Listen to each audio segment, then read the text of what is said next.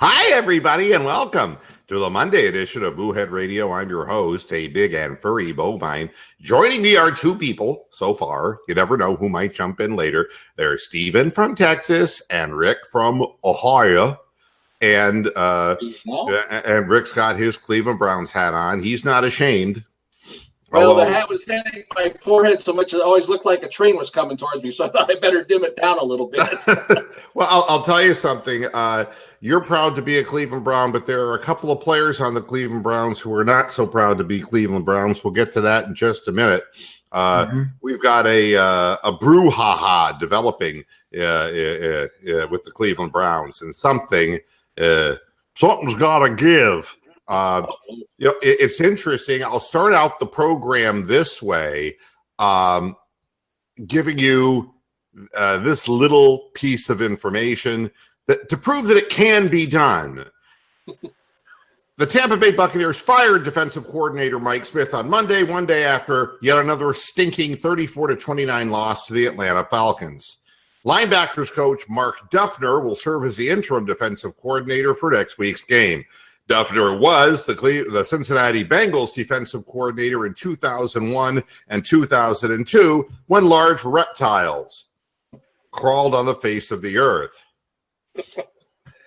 Now we have the bullshit from Bucs coach Dirk Koetter. I have the utmost respect for Mike Smith as a man and as a football coach, Dirk Koetter said in a statement. These decisions are always difficult, but our top priority here is for me to try to keep my job any fucking way I possibly can. And if I have to point the finger at Mike Smith, I'll do it because I'm just that kind of guy. Mr. Moore, I can ask you a question in reference to these head coaches. Do you ever notice whenever they make these announcements of somebody getting fired, it always seems like their statement doesn't come off genuine. It comes off as, well, somebody had to get fired. It wasn't going to be me. Well, that's basically what it is. I mean, I have the utmost respect. I mean, this is what you get in politics, too. Or it's what you get in the Vatican. Let's be honest about this. The goddamn Vatican. I mean, the Pope just sits there and just gives a glowing fare thee well to the American cardinal who oversaw all this sexual abuse in America of children. And it's like, oh, I'm really sorry to see that pedo go. I mean, what kind of thing is that? Mr. Moore, the reason why I asked you that is because my buddy coaches at a local high school over here, and he told me whenever the firings come around, you'll see how quick everybody teams up on one person. They're like, he's the reason, fire him. It's like a game of hot potato. He's the reason. Then when it's somebody else, it's just the smallest guy on the pecking order. It's his fault, man. I will give you a quote. Hi, Brian. How you doing? Well, I finally got this crazy gizmo to finally work. Jane, stop this crazy thing. Okay, I'm going old school Jetsons on your ass just because I can. Here's a quote that will tell you everything you need to know about what's wrong with the Cleveland Browns. And it comes from my favorite woman, Mary Kay Cabbagehead. Oh, boy. Sarcasm. Yeah.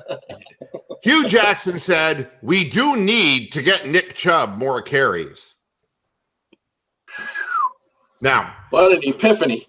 And this is what's wrong with the Cleveland Browns. In the aftermath of a stinking, we're talking about a sweaty crotch stinking performance on Sunday in front of their home fans, Hugh Jackson says, yeah, we really do need to get Chubb more carries. Well, you know something? If I said... One might even say that it was a fetid crab-filled crotch. Yeah. My wife does the cooking here, okay? And it isn't a gender-assigned thing. She's better at it than I am. Although I do the grilling. I do the grilling and the smoking. Not Michael's kind of smoking, but the smoking of the food outside. The above board smoking. Okay. Yeah, the legal or non-medicinal, smoking. But if I said to my wife, we really do need to have a ribeye steak tonight, guess what we're having? Okay? I'll give you one fucking guess what we're going to have. All right? Now, that's not to say that I am the lord and the king of my castle. It's simply to say I don't make suggestions of that nature very often, but what I say should carry weight. Okay? It should. Now, if you're the head coach and we really do need, well, then make it happen. That's the problem with the Cleveland Browns. What it tells me is he does not have, as Cartman would say, the authority to do it. But Mr. Muhead, why does it have to be till after the game for them to make that announcement? Shouldn't this be something they should have figured out in the second half? Well, no, what it is that he can't do it. You know, it's kind of like, Sisyphus and the rock. I really should have been able to get that extra few feet to get that rock up there. But then it tumbled over me and I was back down on the bottom again. When you're powerless. This reeks of being a John Dorsey promise when Todd Haley came in to interview for the job. He wanted total autonomy, and John Dorsey gave it to him and said, don't worry about whatever Hughes says to you. You have my permission to go out and run the offense the way you want to. Well, here's what I can tell you. And Browns fans all over the country and the world, because we have a worldwide base of Browns fans, even in underdeveloped countries. It's really funny. Not funny. It's really kind of sad. It's really kind of sad that in the poorest third world country, there is a Browns fan whose family is starving and they live in a grass hut, and they caught the game and said, and we did not think it could possibly get any worse. You see? So they run the chub. Even when it's like, I would give up my dinner for 3 weeks. For 3 weeks if you just give the ball to Chubb. This is happening in India right now as we speak. Right in India. In the filth and garbage of Mumbai, there is one Browns fan going, I did not think possibly that things could get any worse than what they are, but I just watched the Browns game. That was the only one they streamed here in my neighborhood in Mumbai, and this is what I was forced to watch. And then the sacred cow turns around and pees on him. Yeah, I mean, it's Was that the sacred cow or what? Yes. We had the song. The Black Cow of Death moved to India for just that. We have a song. I fought the cow and the cow won. I fought the cow and the cow won. Yeah, it's really tough. Being surrounded by a massive beef supply and not being able to do a fucking thing about it. That's what being poor in India is all about. It's like, if I went on vacation, they'd worship me there. Okay, it's like, oh, there he is. They would just go, oh my god, look at him. That is a guy in the podcast. He is a cow. We have to kneel before him. It's like, you stupid fuck. There's like 17 roasts in that cow. Don't you think you could just put aside the afterlife bullshit and feed your family? But the answer is, it's not just the religious right in America that's all whacked out, folks. You could be surrounded by all the answers, but still not get it right because of, yes, you guessed it, Jeebus. Or in this case, or Vishnu, or whoever the fuck it is. It is just the way it goes. And it is figures. There are cows all over the street. There are no lambs. There are no pigs. There is nothing else today. No chickens running around. Nothing. Nothing but the beef. And I can't eat it. Yeah. The meaning of life. One of my favorite insults for people that ask me annoying questions when I when I used to have an office job was, oh, I am so sorry, my friend. The guru is now closed. You must be moving along.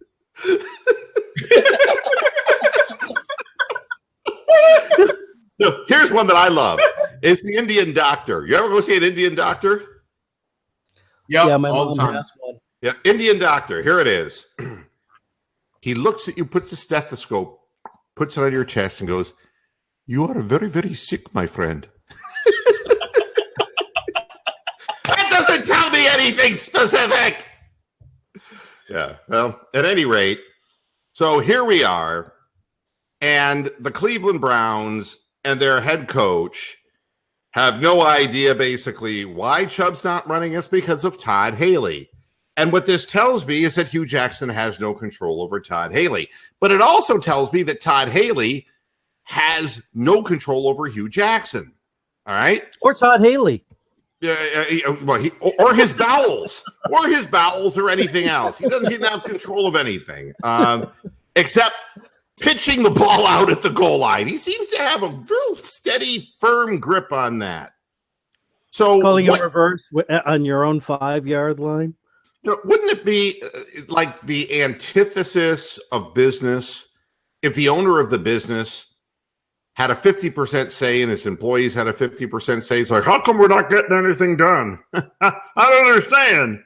It's like a tug of war that nobody ever wins. That's what it is. I mean, we got two guys. It's like, I'm going to whip my dick out and piss on Hugh. And Hugh goes, I'm going to take a jump in the lake, and then my dick's going to shrivel, and then I'm going to whip my dick out, and I'm going to piss on Todd. And so it goes back and forth and back and forth. There's no progress made. Meanwhile, Poor Greg Williams has a little black, one of those dark balloons over his head, thought balloons. It's just pitch black. And I think what we saw brewing amongst the coaching staff.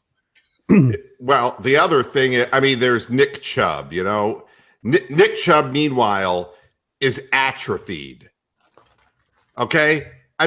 He looks like a little child from St. Jude's Hospital. Okay? He looks like those polio pictures from back in the 1940s. That's what it looks like. Nick Chubb, he's lost all of his musculature because he didn't get to run the ball. And it's because these two coaches are just dicking around. That's what they're doing. And this is not the way to run an organization. And that falls on Jimmy Haslam, who doesn't know what to do. He doesn't know whether to piss or shit, to be very honest. The only thing he knows is don't sign those checks. That's all that he knows. So this is what we wind up with. It's what we used to call a Mexican standoff before Elizabeth Warren took our rights away from saying that. I'm glad to find out that she's 1/1,000,000th Native American, too. And you want to know the bottom line is when she said it to begin with, I had reservations about that. Thank you very much. He'll be here all week. Please, dear God. Yep. Mr. Good, I just hope that these coaches that are beefing amongst each other aren't trying to sabotage the other one. Oh, well, sure they are. Why, of course they are.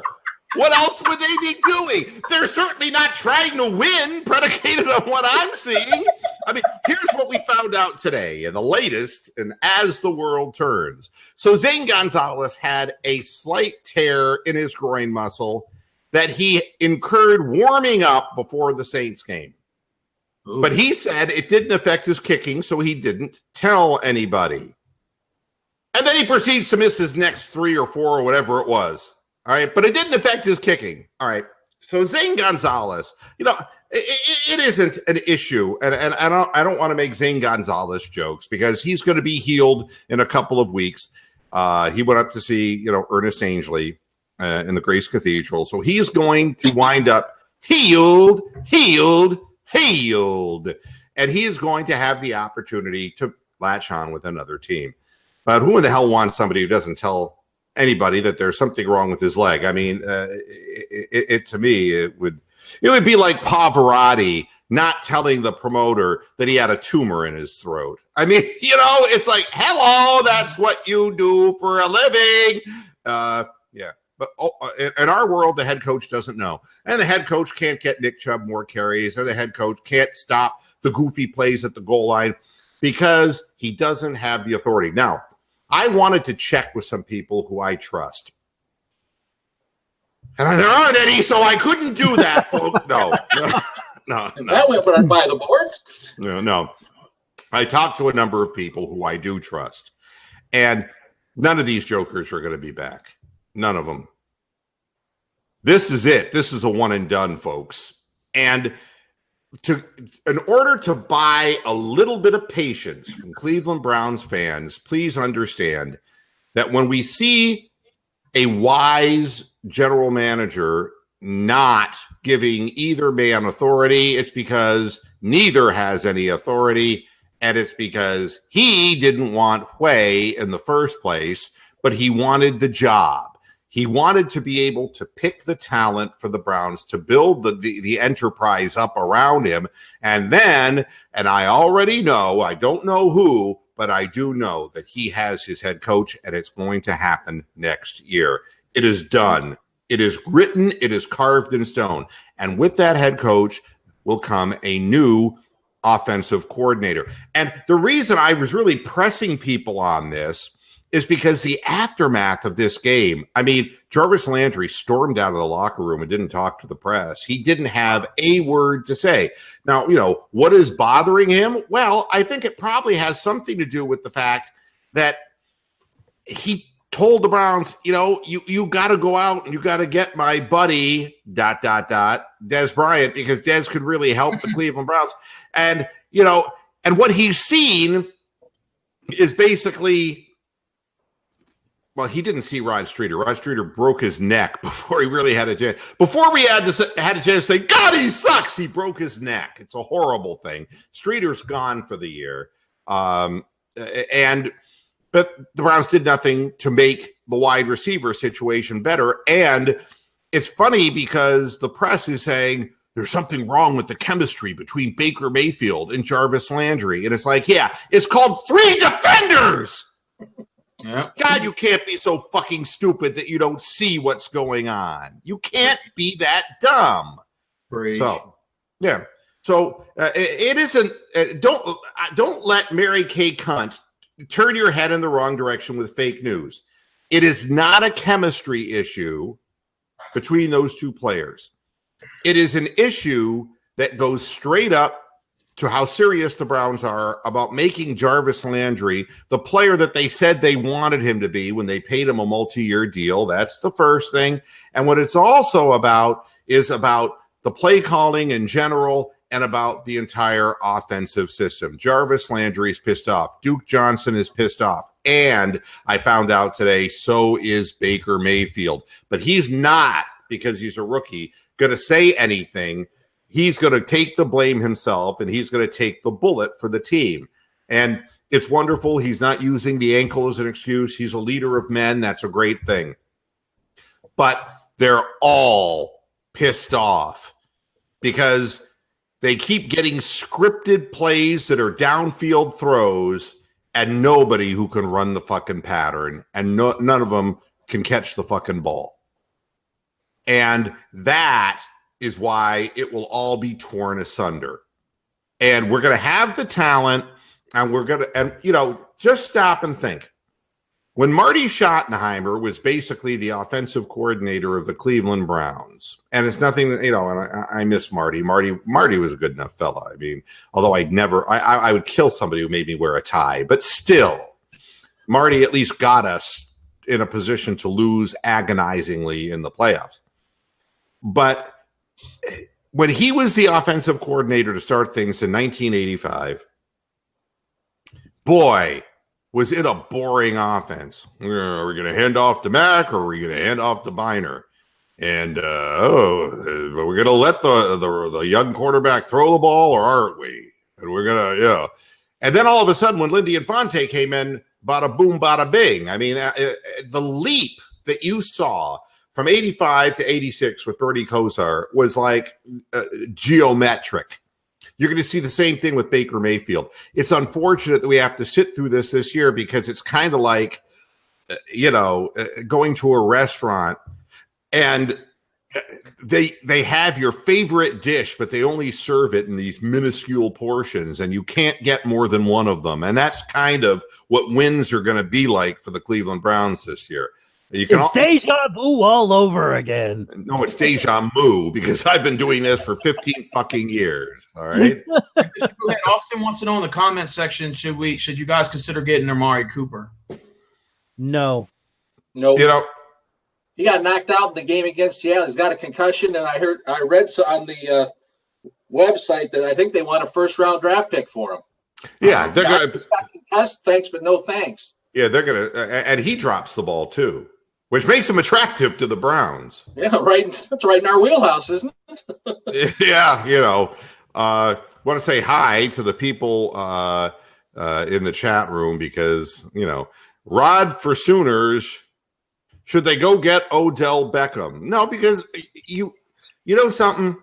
Here we go again. This is, what are you going to get? I know what you're going to have to give up.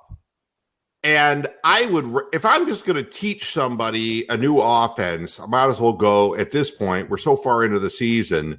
You're not going to get anything out of Odell Beckham this year because none of them is even know the playbook. So, and I don't want to mortgage the picks that we have coming our way because we can get ourselves a great young receiver. So, and I'm confident of that. And I'm confident that Dorsey will select him. So, no, I don't want Odell Beckham and his headache in Cleveland. Hi, Modesta Crawford. How you doing? Ron Shane, a lack of preparation showed in the Browns game. Yeah, the lack of preparation is, I think, a lack of motivation. I think when it was obvious to the offense that, all their wide receivers had basically had themselves a Reverend Jim Jones cocktail, there was no enthusiasm on the field offensively whatsoever. None. You got to catch the UFO. Yeah, it was. I didn't see any enthusiasm at all. Make sure you wear your black turtleneck. And now Cindy Sanders. Maybe Browns can get Bob Stoops to replace Jackson. Oh God. No. That's funny. Enough Ohio State shit. We can't get rid of Carlos Hyde. We can't get rid of him. And again, there's a guy in the chat room here, and I appreciate. I'll get his name here in just a minute because I want to shout him out because hey, he's listening to the shows and he had some comments. Where is he? There he is. Money never sleeps. All right, very opinionated fellow, but. Was listening to the halftime and postgame shows and commenting on what we talk about. He's saying it's unacceptable to be this bad. He's a little bit. This should never have been a throwaway season. Well, it's really not a throwaway season. We found our quarterback, so it's not a throwaway season. I think that maybe you're being a little bit overly dramatic. But thanks for tuning in. We appreciate the input on comments after the show because it tells me some things, but he and I have a disagreement about Carlos Hyde. And, I think Carlos Hyde is a below average NFL running back because he averages this year 3.2 yards, but overall 3.5 to 3.8 yards a carry. And he just doesn't have elusiveness. And I want, and it's like, well, how do you know that Chubb is better than Carlos Hyde? And the answer to the question is kind of an inverted answer, if you will. It's like we have an opportunity to prove that he is or he isn't. All we have is a small number of carries, and he's averaging far more yardage behind the same offensive line as Carlos Hyde is. And the only way you're going to do it is by giving him 12 to 15 carries in a game and see how he does with it. And see how Carlos Hyde keeps his enthusiasm level up if he has to sit on the sidelines for a longer period of time. Because the answer to your question, Money Never Sleeps, is how can you know that he's not better if you never play him? How can you come to the conclusion that Chubb is not as good as Hyde because you can't block? Well, you know something? You're scripting the first 20 to 25 plays of the game. Why don't you let him start the game out so that the plays are scripted? And if you're concerned about his inability to block, come out hard with the running game and give him a chance to get off on the game. What would be so hard about that? And the answer is you got Ohio State University so far firmly planted up your ass that Baker Mayfield couldn't stick a flag up and pull it out. Enough of the Ohio State Buckeye bullshit. This is professional football, and the guy is failing. Carlos Hyde, if he can block, he is supposed to be our bell cow back. He's not a tight end. He's not Darren Fells. He's supposed to be our lead runner. He is failing at that chore. And you want to blame the offensive line? Let's give Nick Chubb a try and see if he does better. And then maybe you'll stop blaming the offensive line. Or maybe it is the offensive line. I just want proof. I don't want people saying, well, he's just not as good. You know? That's just not good enough for me. Cindy Sanders, am I the only one who finds it crazy that these college guys caught every pass at the pros they can't, saying Baker puts too much on it? Well, it's interesting. First of all, nobody ever said Callaway could catch because he never played at the University of Florida last year. So, I mean, well, obviously, we didn't know. We just knew he was real fast. Ricardo Lewis dropped everything that was thrown his way in Auburn. So it has nothing to do with the sauce that Baker puts on the ball because he couldn't catch the ball either. And Njoku, was not a primary target when he played at Miami.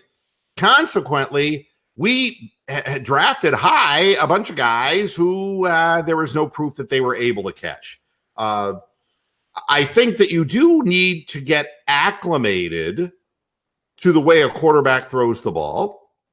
And I think that if you were trying to catch Tyrod Taylor's passes and then you tried to catch Baker's, the ball is coming at you with more velocity. But that should not be a problem based on practice. But I don't see that I heard one person say that, and that was Jarvis Landry, and that was a couple of weeks ago, actually, that, got to get acclimated to that.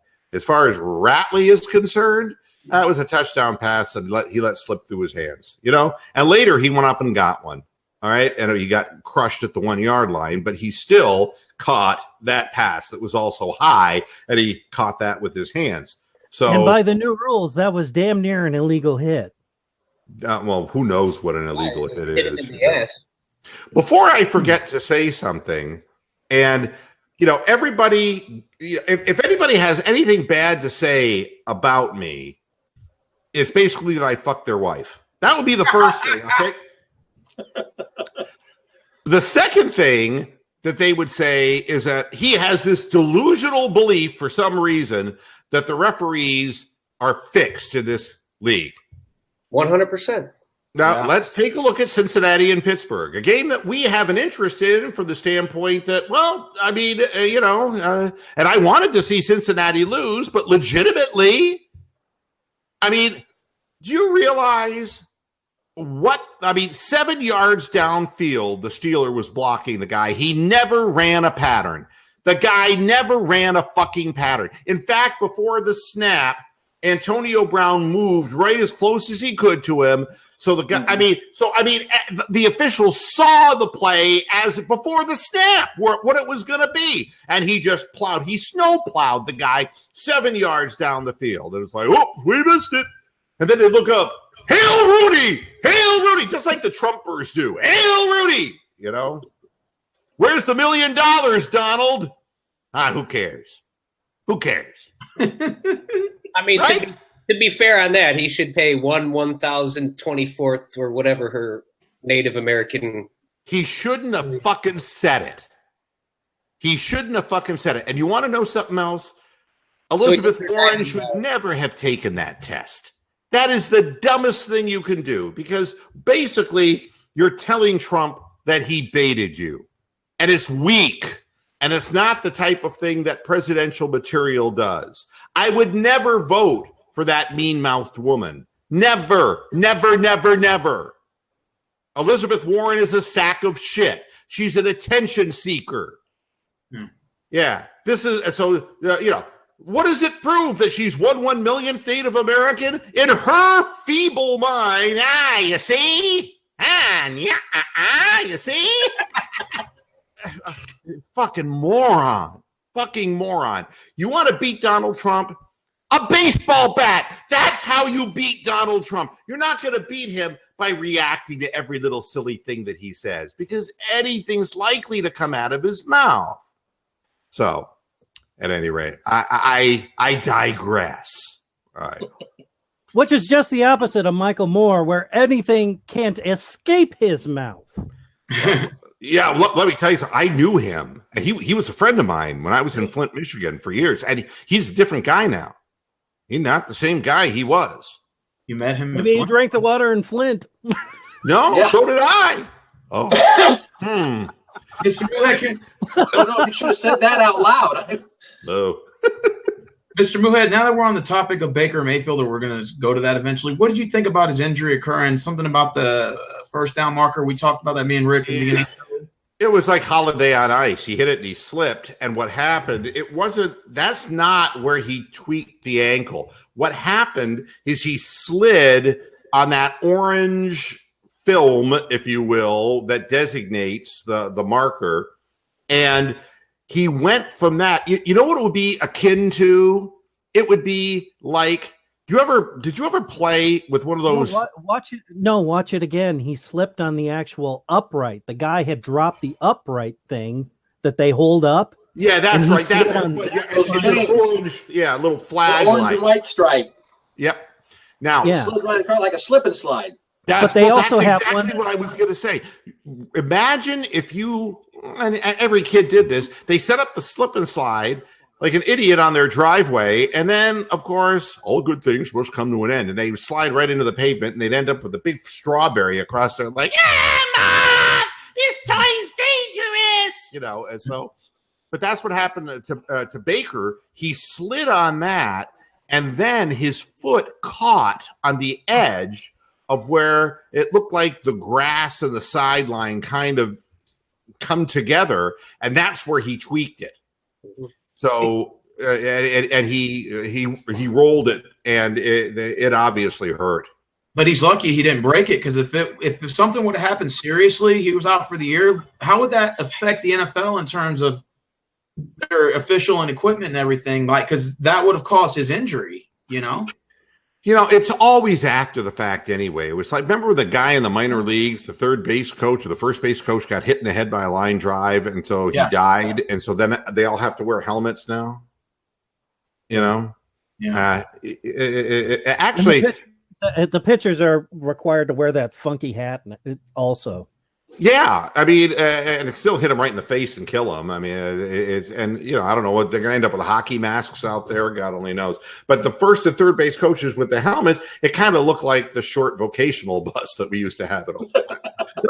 Okay, it's incorrect. It's politically incorrect. But you know something? I'm doing this for Elizabeth Warren. I'm doing that. And it's like, oh, by the way, hi, how are you? Hi, how are you? Hi, how are you? Okay, enough of that.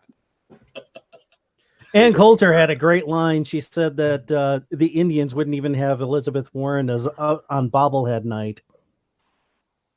That she said that on Twitter. You follow Ann Coulter? No, somebody else retweeted it. Oh, thank God, because anyone who would follow that, I mean, that's skank. That's a skank. That's what we called a skank in high school. Ann Coulter. I mean, oh my God. I mean, do you want to see what she looks like with her makeup off first thing in the morning? There would be a line of men vomiting into the toilet if they saw what she actually looked like. And she just looks like a fucking horse. She does. She looks like Secretariat. But without makeup, she doesn't even look nearly as good as Secretariat. Some of that remark. And sorry about that. What's the matter, Brian? A little long in the face? So at any rate, guys vomiting in the toilet, and that would start a whole new Me Too movement. It's like, I saw her too, and I vomited in my toilet. I don't like either party, so I'm equally content in insulting them. But at any rate, no, Baker doesn't put too much on the ball, and I only heard one receiver say that, and it doesn't matter who throws to these receivers, are not going to catch the ball. Do you think Baker sit out this week? That way he doesn't further injure the ankle? My feeling is option at quarterback, so he's got to play. Wait, go ahead, move it. Yeah, I kind of think that if it were that bad, he wouldn't have continued to play, even though he's a gutsy guy.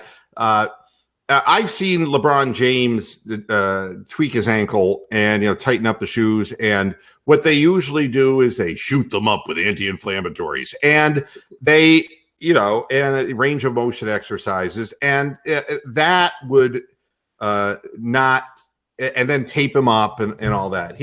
The problem with Baker is he may not be real mobile, but would you start him or sit him this week? I would start him because Tyrod Taylor isn't able to help this team, and he only plays if he absolutely has to. And we'll see as we get into practice this week. We're going to see, and the fact is that we're playing a team that traditionally here is having a bad go of it defensively. Just fired their D coordinator, and if Tyrod Taylor is their defense. If we start him, hello, he is the limiter of our ability to score points. So yeah, you start Baker Mayfield unless there's something that shows this week in practice that says we can't do that.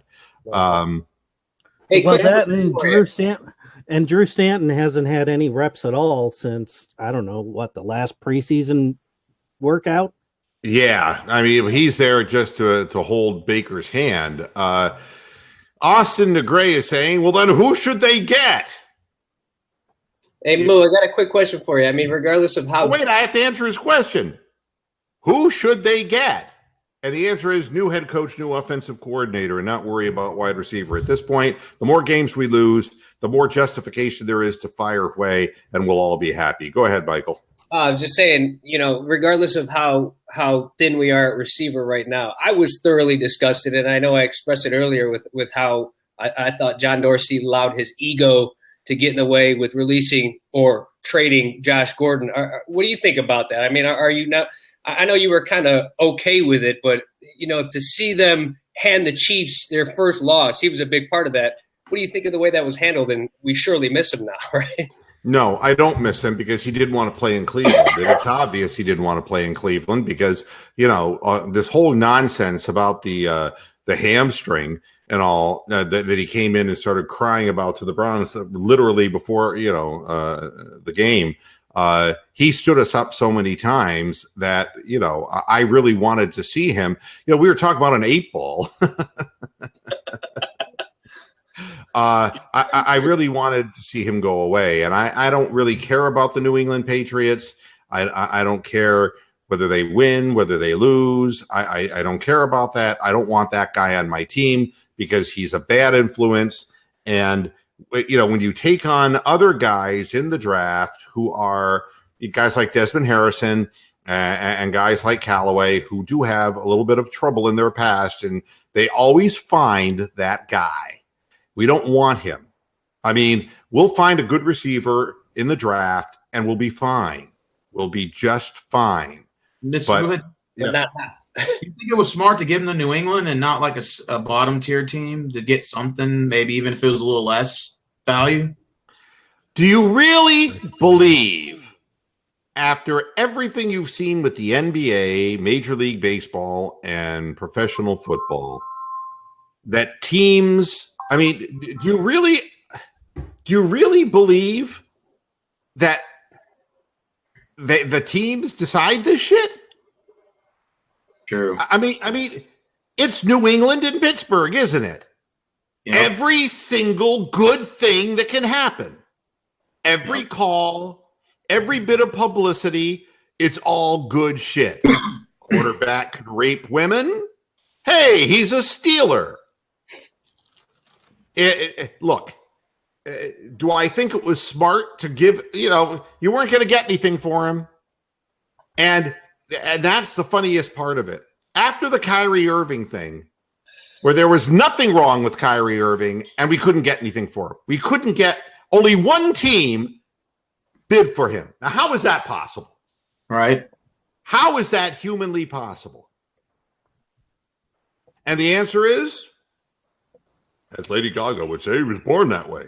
This is the way the league was born. There is a one-way ticket to Los Angeles, to Boston. There is a one-way ticket. They can't be bad for very long. Right. Oh, to do day.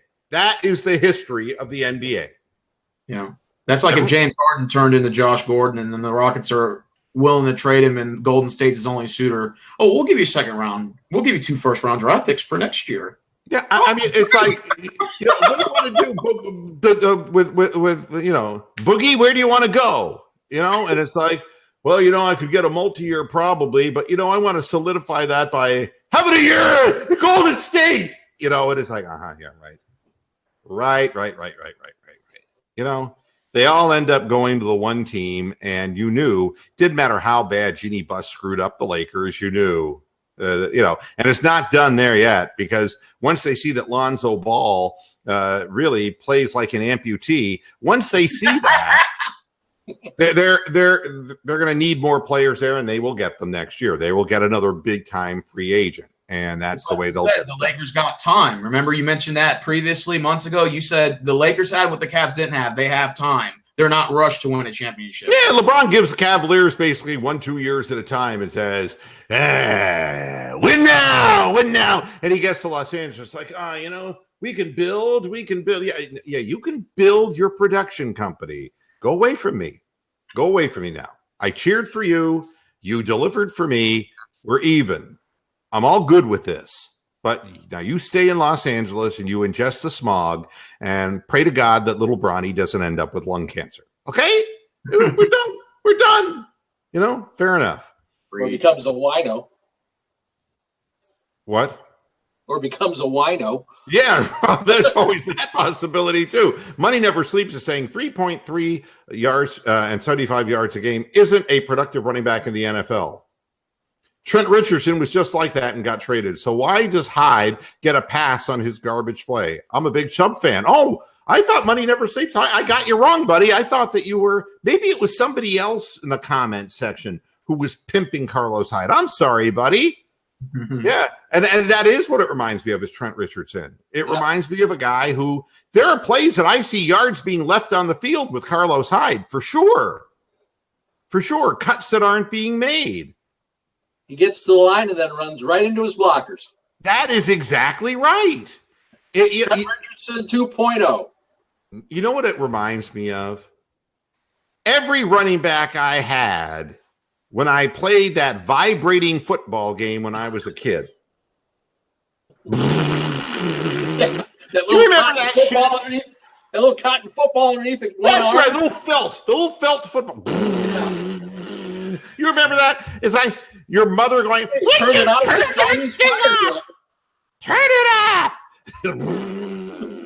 Why is he running backwards? Because Todd Haley called the play. No, it was the last play of the Buccaneers against the Falcons. They're just recreating that.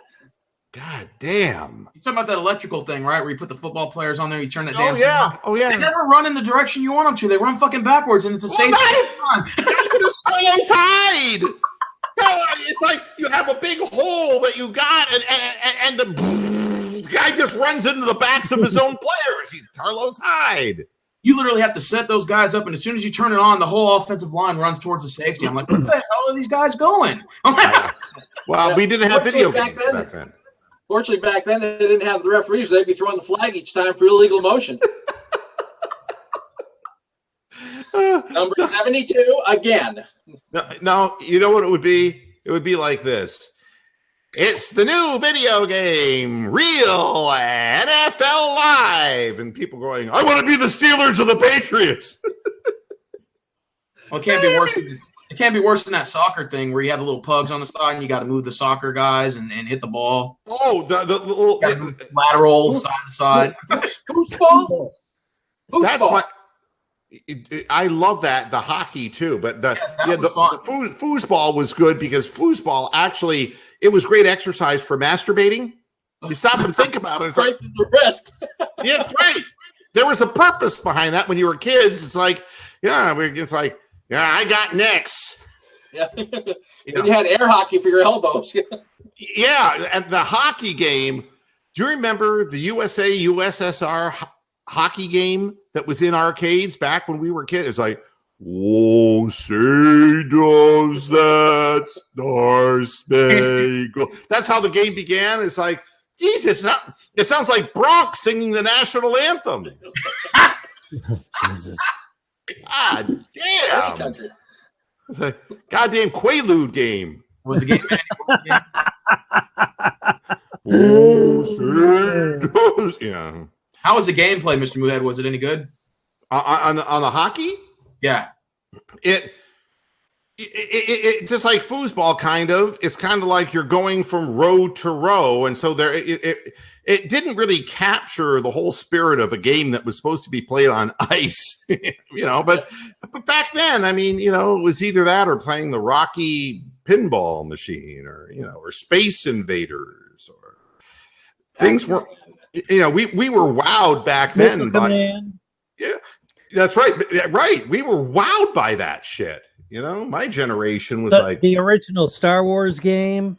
Yeah, I mean, you got to blow up the Death Star. Oh, I'll tell you, my favorite one was Galaxians and Galaga. I mean, that was like, yeah, oh yeah, I grew up on that shit. And then, you know, when I started coming, you know, I had every video game system when I was, you know, when I started growing up. I had an Atari 2600. I mean, that was really weird because it's like, I guess I'm the cube. They're in the cube on the screen. I guess that's me. And then after that, it was the Atari 5200. And then Atari said, that sucks. And they went with the Atari 7800. Then they said, nah, that really sucks. We're going to start making computers. And then ColecoVision came out, and it's like, I had ColecoVision when I was 5. That was awesome. That was great. That was the first in my mind. Sub-Rock. Oh, that was just. Remember, like Hubert, and like Donkey Kong. I think it was Donkey Kong. Yeah, that Donkey Kong Jr. They had. Oh yeah, I mean, and it actually looked like the arcade game, and it was like, wow. We always played Sub-Rock on my brother's friend's ColecoVision. I had that cool little joystick too. It was like rectangular with a little knob on it. Well, if you really want to see something funky, and I you know. We had the Intellivision, so you could actually play, like on the baseball game, you could pick which one of the players you were to go out and field. But if you didn't pick the right player in time, you were the catcher, and so you ran out to like left field to go field the ball. Well, they didn't think of everything in those days. No, if you want to drill, and there was a sweet spot down both lines where if you hit it just right, it was a guaranteed home run every single time. Really? I can tell you one thing about Intellivision baseball, and that is the notion of being able to score from second on a single. The ball would go to the center fielder would throw it, and the ball would materialize in the catcher's mitt in a split half a second. It was like, how'd that get there?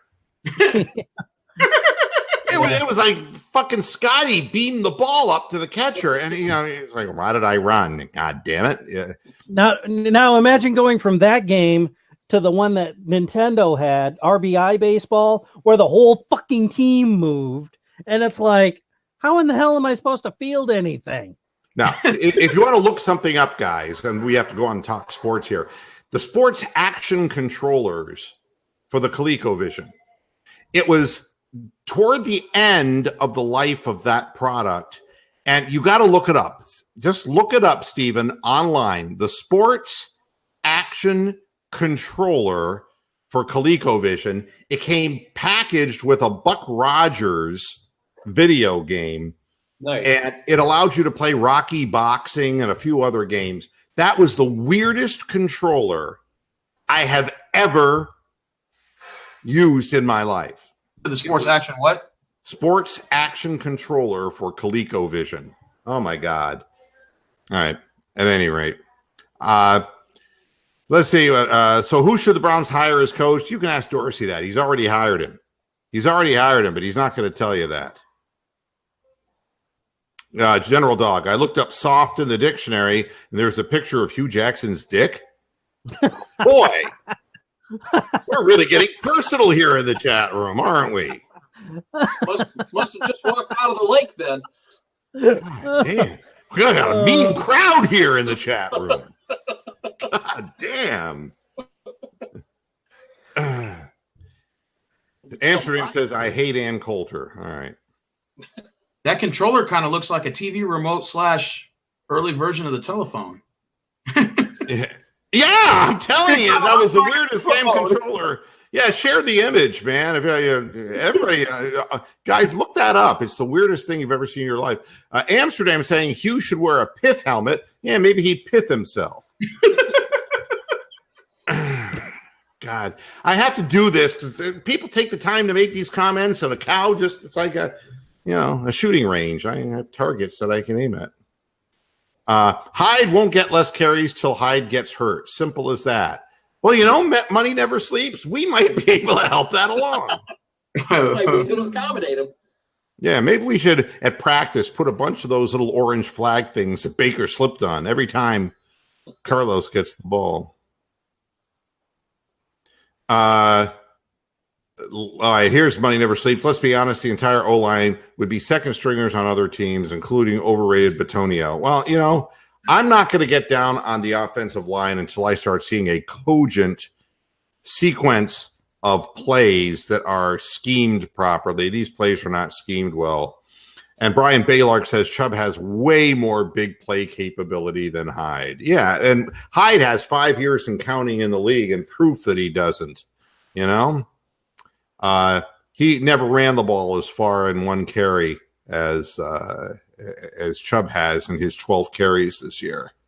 Mr. Moohead, the Browns kind of give you a good, bad feeling at the same time. You should have been 5-1, but feels like you're 1-5 kind of ordeal, doesn't it? Doesn't it kind of give you that feel?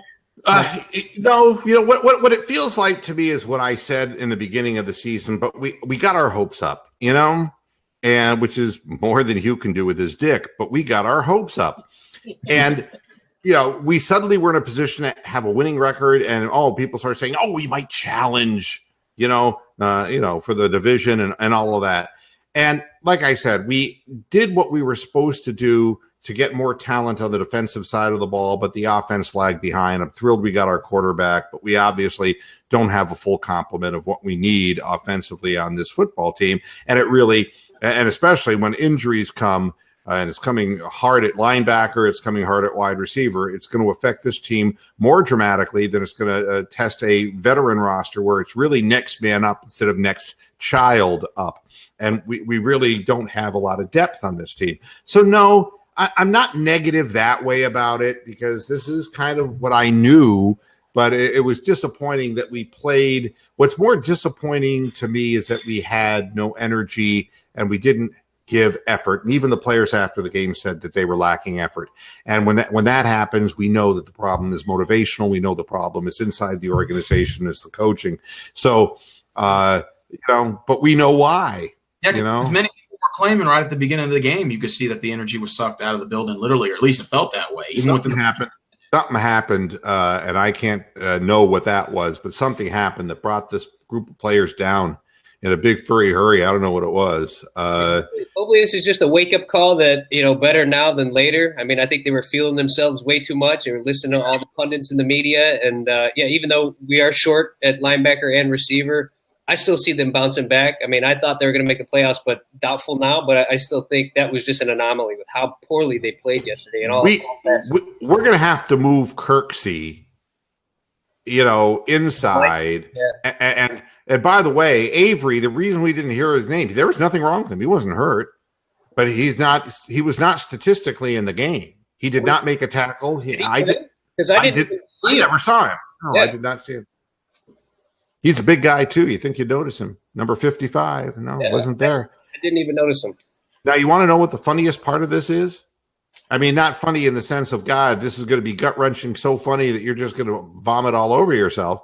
You might vomit all over yourself, but not because it's really funny, is that Avery was credited as being a great bull rusher to the quarterback, but also a great guy to seal the ends. Can you believe that? And look what happened to us. They asked Ogunjobi, what the hell happened? Oh. No, his comment was, well,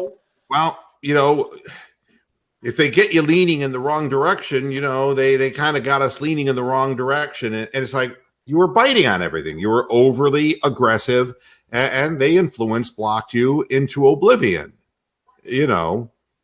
That's what happened. They did a great job of game prep, and we were predictable, and there were no adjustments made. And we just kept biting, and they kept running misdirections and end arounds. It's just that simple. We kept falling for it. Braun did call for that blowout, and none of us saw it coming. We all predicted Browns were going to win and gave our scores, and he called the blowout. It happened. Yeah, if they would have showed up, it would have been a much better game, but they didn't. Yeah, Money Never Sleeps says, look here, Moo, I have a Browns tat. I spent a lot of money on shit for this franchise. I went to every camp till they started the fucking ticket BS. Yeah, I mean, I'm not questioning your credentials as a fan. We're all fans. I can honestly say I didn't spend money on the organization directly because I've spent since I was 8 years old. I remember listening to the Browns games on the radio when Jim Brown was still playing for the Browns. I mean, that's pretty cool. Yeah, Sunday's always been Browns football, so I've been around a long time. I'm not one who likes to wear football clothes and jerseys and things of that nature. I did used to have a shrine. As a matter of fact, I actually brought some of it out. I'm wondering if I can do this. Hold on a minute. Maybe I can. Hire Tanya Harding. Wait a sec here. Let's see here. See that? Oh, there's some of it. You see? A couple of pillows or a pennant pillow. Pennant in the back. There's a mug, a dog's mug. There's the Browns hat. There's the pillows, and there was a bunch of more stuff. I have a Spielman jersey. I have a Kozar jersey. What are those trophies? I'm a tournament tennis player. Yeah, and I've got some hardware, baby. I'd be really impressed if you had a Leroy Horde jersey. Wow, Mr. Man, that's nice. You know what you do? Or Mike You keep the 44. You cross out Horde. You put Kelly. Nobody knows the difference. Hey, Mr. Moohead, when Jim Brown came in the league, I think it was a '58 season, right? Who was the first quarterback he played under? Do you know? Just trivial. Milt Plum.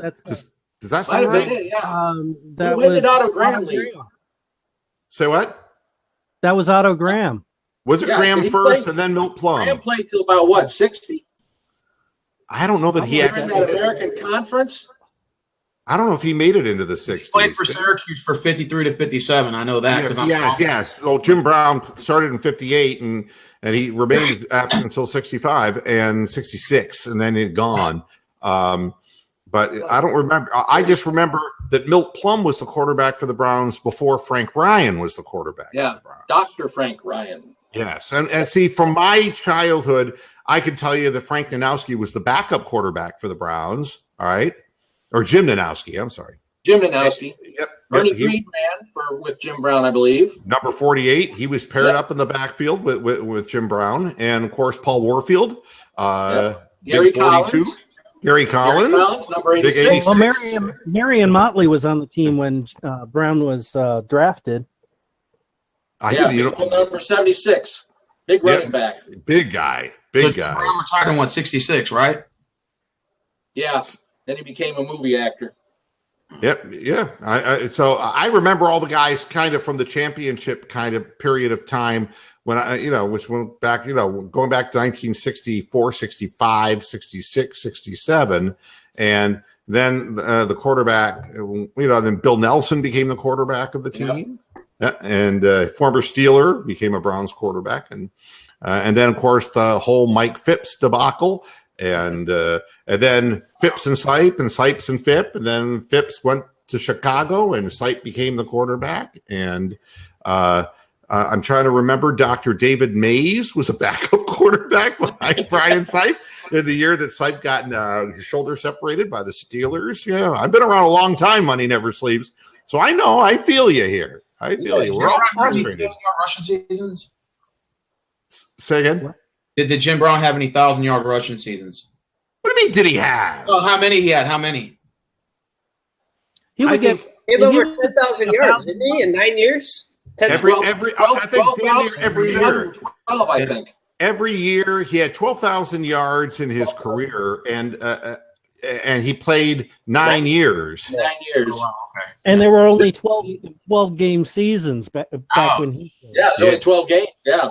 That's right. So I think damn near every year. I think probably maybe 1 year he didn't, and the rest of the years he did. But I mean, he was. That's amazing. Oh, I mean, Shafrath, the pulling guard, the sweep. Gene Hickerson. Yep. Somewhere in there was Milt Moore, but that was later, I think. Tight end. Who? Milt Morin. Milt Morin, number 89. Oh yeah. Chuck Noll was a offensive guard. Who was? Chuck Noll. Yeah, he became coach in Pittsburgh like late 60s, 69 maybe. Fuck Chuck Noll. Chuck Noll, I used to grab my crotch at him whenever they'd show him on the TV screen. I don't like that guy.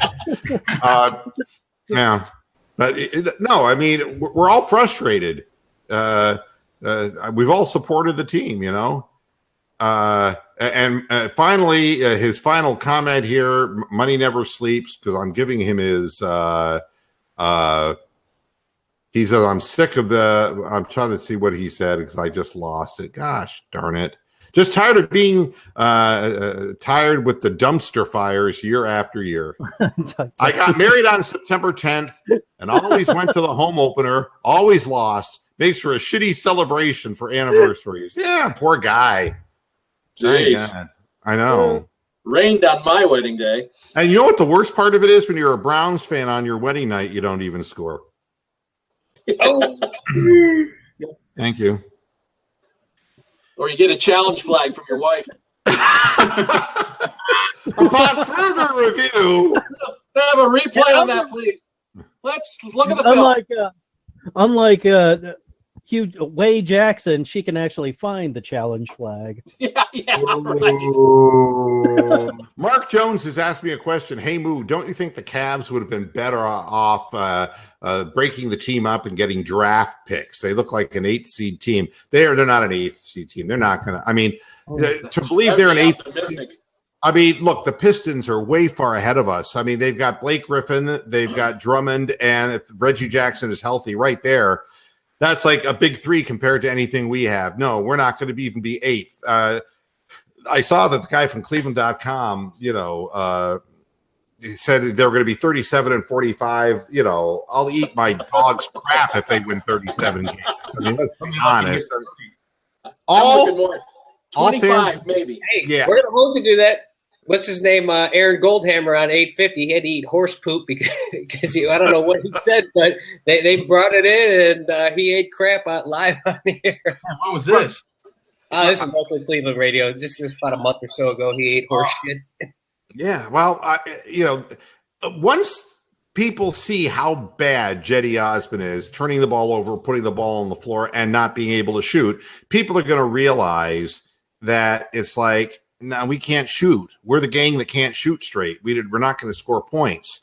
And I don't think anybody is really thinking right now, but you realize we're going to attempt to play an up-tempo game with George Hill as the point guard. I mean, you know what that's like? And I like all these comparisons that I make.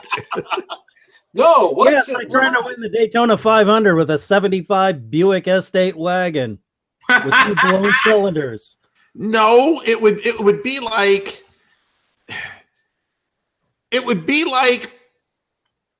putting your money in Dancing on the Stars, the show Dancing with the Stars, and you decided that you believed that the guy with cerebral palsy was going to win.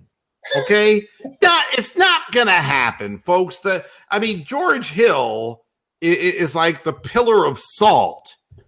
I mean, he played for the Indiana Pacers, and the Indiana Pacers are still playing in the movie Hoosiers. All right, when he was with that team, that's who they modeled their offense after. The goddamn, what was the name of the Hoosiers team? Hickories, the Hoosier Hickories. Our hickories don't break. Yeah, right. Yeah. And I don't remember Hill when he was in San Antonio. I don't remember Pop running a big fast break offense either. I mean, so it's going to be a train wreck. It's going to be a train wreck, folks. And, it starts on Wednesday at Toronto. And Toronto, it's going to be a cleansing for Toronto, kind of. I think I played Boston, right?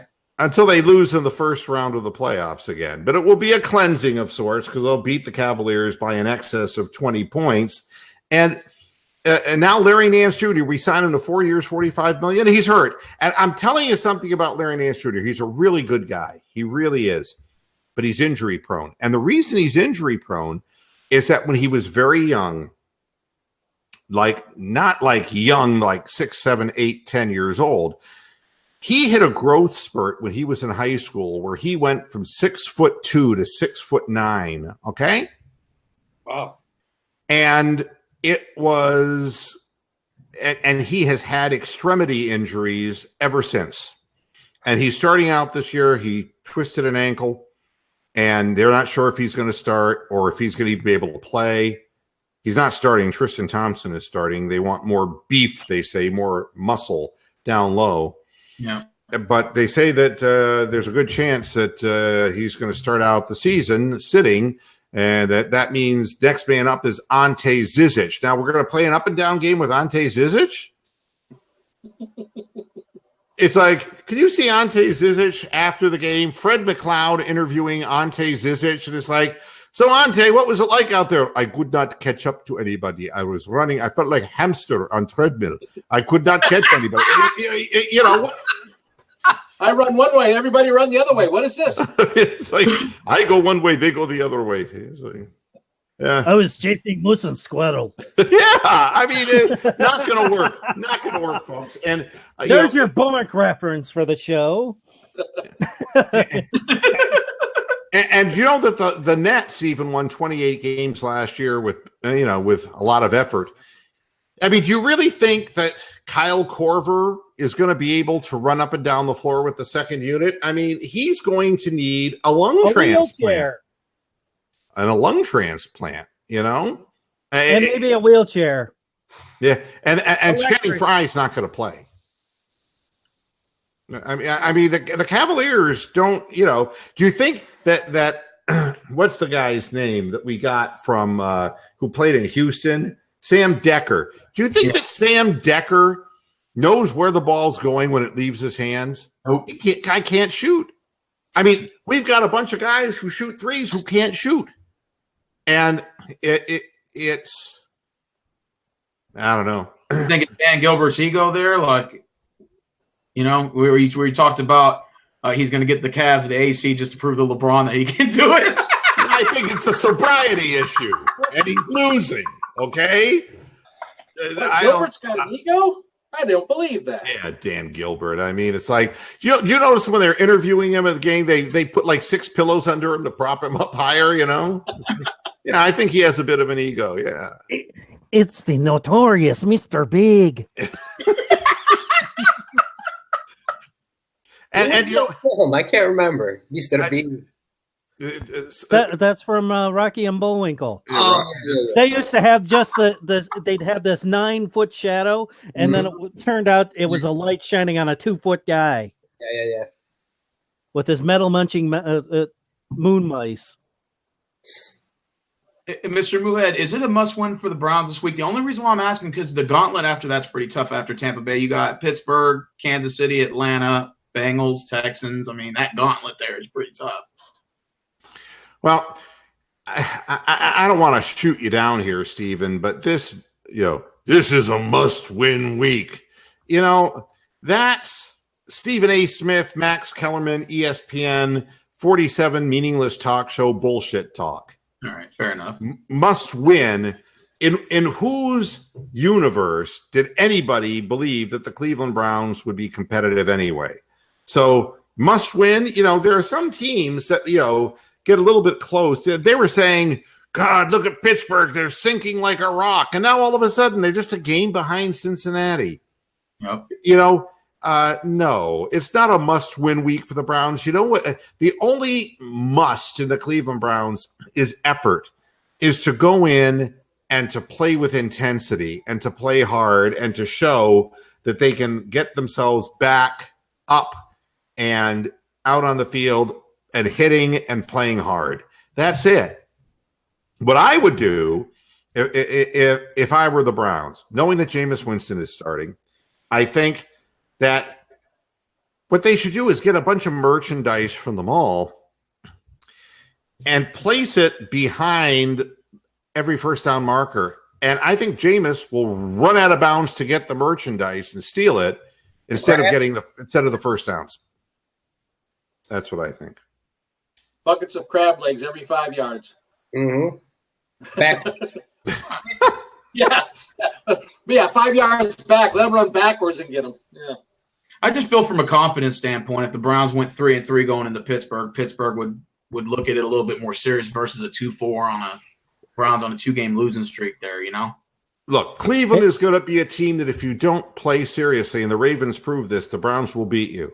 But if you come in with your mind set like the Chargers did, you're gonna stomp all over the Browns. You see, right now, what nobody's talking about in the media, they're talking about Baker's ankle, and they're talking about that he had a bad day. They were talking about how they forced him to stay in the pocket, which I thought was really ridiculous because Baker couldn't run out of the pocket. Yeah. What I saw is that they took the middle of the field away from him. Because if you look at Baker, the first place he looks is the middle of the field. He loves the crossing patterns. He likes using his tight ends, the quick hit to the tight end. He likes using Jarvis Landry on slants over the middle. And they took the middle of the field away from him to force him to, from the pocket, in essence, have to throw the ball from sideline to sideline. That's what I saw. And I think it's going to be interesting as we go from week to week to see if this is a pattern which develops, if it's going to be like the cover 2 was to Kelly Holcomb, if they're going to try to drop linebackers in such a way, because they were not blitzing against the Browns. They were just running a 4-man pass rush for the vast majority of the game, but their linebackers were dropping back into coverage and taking away the middle of the field. I'm going to be real interested in seeing if this is what continues to happen. If that is the Achilles heel that they have dug up by watching film on him. Hey, real quick, before you let us go here, I heard you before I was able to jump in. You mentioned something about how you got sources that were talking about definite coaching changes in the off season. Yeah. Are you able to elaborate any more? And are these sources within the organization, or you can't really even spill any of the beans? I am not allowed to say a damn thing, and I don't say much of anything about these things, and I never, ever, because things fall in my lap periodically. And but it is, I mean, for one thing, it was obvious enough to me when I'm seeing the way that that the head coach is talking, that he does not have authority over the people who are around him. He doesn't have any authority over the defensive coordinator. The offensive coordinator is autonomous. And what exactly Hugh does, I'm not exactly sure, except the top of his head reflects any light that's above it. I don't understand what else he does. So I guess the players, when all is said and done, are not going to go to bat for any of these people. They're going to be so frustrated, and we need to bring in a better communicator and a group of communicators. One thing that we saw even in Hard Knocks is that Haley is harsh, he's critical, and he is not a booster of morale. All right. That's one thing that we saw, that he's emotional, he gets carried away, and he says things that he feels the need to apologize for after he says them. But things are forgotten when you're winning, but when you're losing, these things don't get forgotten. No, of course not. And after years, Ben Roethlisberger just got sick of the shit. That's all you have to do is take a look at his history. Besides the Cardinals' one good run that he was involved in, you take a look at where he was and how his job was terminated every time. And he left a trail of discontent behind him with the players as far as the way he interacted with them. And the fact that the head coach cannot interfere in what he's doing, we're getting Todd Haley unfiltered to the players. And now we're seeing Jarvis Landry go off the deep end. And we're going to see other players go off the deep end if it continues. So if I vote for John Fox. Say what? I vote for John Fox. I think that you need to find somebody with experience. Mark Jones says if Hugh gets fired, will that be Ken Dorsey's call? I mean, will that be Dorsey's call or will that be Haslam's? Yeah, well, I think Haslam is the person who would sign off on it, and Dorsey would be the guy who would, what would happen is Dorsey would make the statement, and Jimmy would sit at his side with the cameras on and sweat because that's all he does. Dorsey would swing the axe with the Haslam's blessing, basically. For sure. Oh, yeah, sure. I mean, it's not like Dorsey's working autonomously. I mean, Dorsey is the guy who is the most solid of all of them.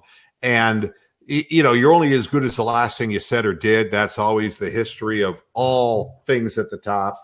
Right now, Dorsey's stock has risen because of the players he got in the draft, and he's going to bring in his own coach. If he brings in another dud like a Shermer kind of guy who he owes a favor to, then, he's going to be on the firing line like everybody else. But right now, there's nobody who believes that Hugh Jackson is still here, really. So nobody's going to save him. Oh, a cameo. Hi, Mrs. Moo. Here it is. Here you go. Here's my message. I'll share the message. Can you read it? Your food is already prepared. Moo. You don't want to see Greg Williams go, though, do you?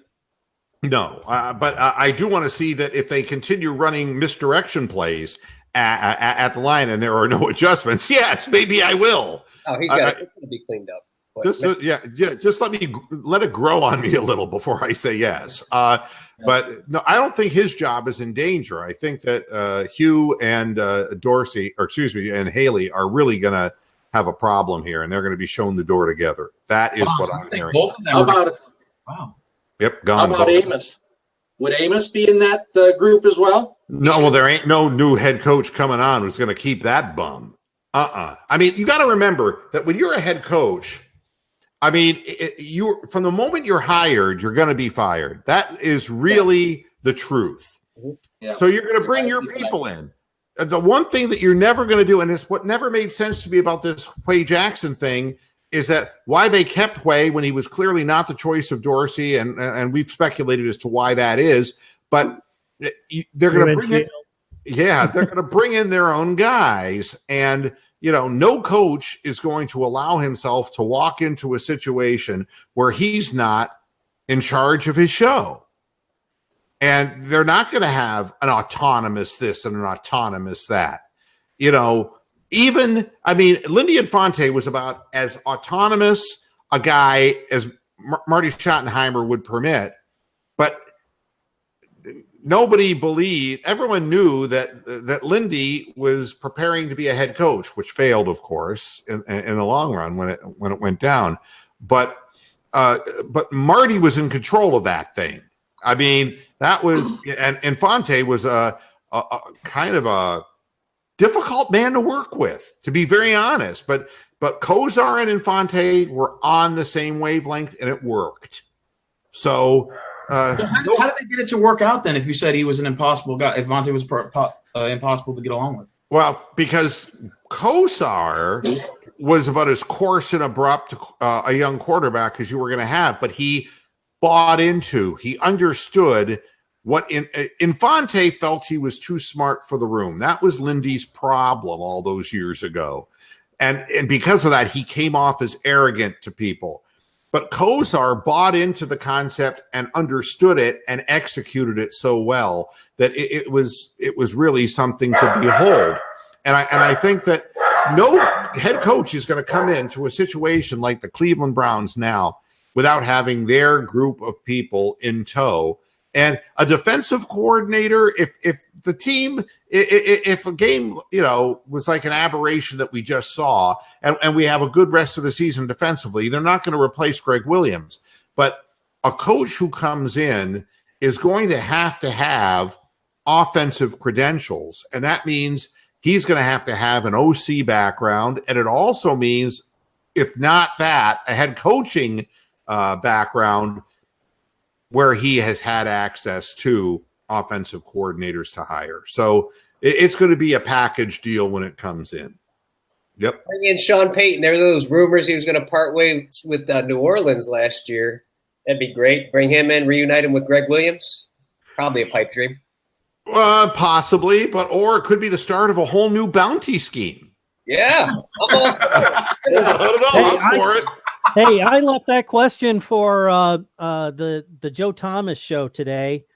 If Greg Williams should restart the bounty gate thing by paying the receivers every time they catch the fucking ball. Yeah. Oh, and by the way, the thing, and I'll leave the show because obviously my food is getting cold and I can't let that happen. It is prepared.